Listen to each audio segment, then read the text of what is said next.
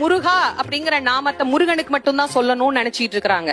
இன்னைக்கு நான் உங்க எல்லாருக்கும் ஒரு உண்மையை சொல்றேன். முருகாங்கிற நாமத்தை எந்த கடவுளுக்கும் சொல்லலாம். சிவனை கும்பிடும் போது சொல்லலாம், பெருமாளை கும்பிடும் போது சொல்லலாம், அம்பாள் கோயிலுக்கு போனா சொல்லலாம்.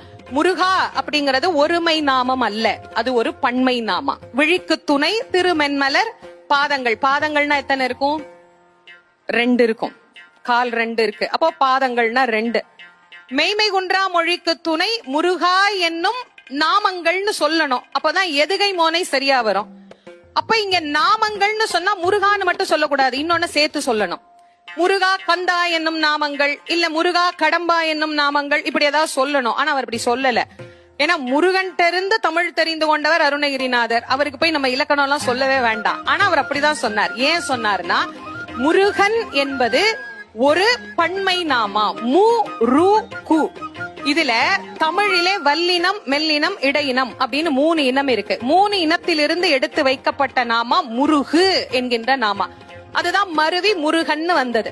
இதுல மு அப்படிங்கிறது முகுந்தனை குறிக்கக்கூடியது. முகுந்தன்னா பெருமாள் நாராயணர். ரு அப்படிங்கிறது ருத்ரனை குறிக்கக்கூடியது. ருத்ரன் அப்படின்னா சிவன். கா அப்படிங்கிறது பிரம்மனை குறிக்கக்கூடியது. பிரம்மா.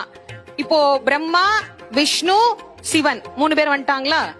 பிரம்மாக்குள்ள எப்பயுமே சரஸ்வதி உண்டு. அதே மாதிரி மகாவிஷ்ணுக்குள்ள எப்போதுமே மகாலட்சுமி உண்டு. ருத்ரனுக்குள்ள எப்பயுமே அம்பாளுடைய அம்சம் உண்டு. அப்ப முப்பெரும் தேவியரும் வந்துட்டாங்களா? எங்க மும்மூர்த்தியும் எங்க முப்பெரும் தேவியும் இருக்கிறாங்களோ அங்க 30 முக்கோடி தேவர்களும் இருப்பாங்க.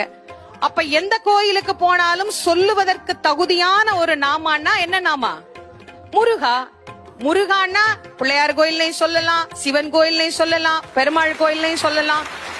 அதனால முருகா முருகா முருகான்னு சொல்லிக்கிட்டே இருக்கிற என்னுடைய குருநாதருடைய நினைவை எனக்கு இந்த இடத்துல திரும்ப இந்த குழந்தை வந்து ஞாபகப்படுத்தி இருக்கிறார். என் குருநாதர் அருளும் முருகன் அருளும் எப்பயும் உங்களுக்கு கிடைக்கட்டும். நன்றிமா, ரொம்ப ரொம்ப நன்றி.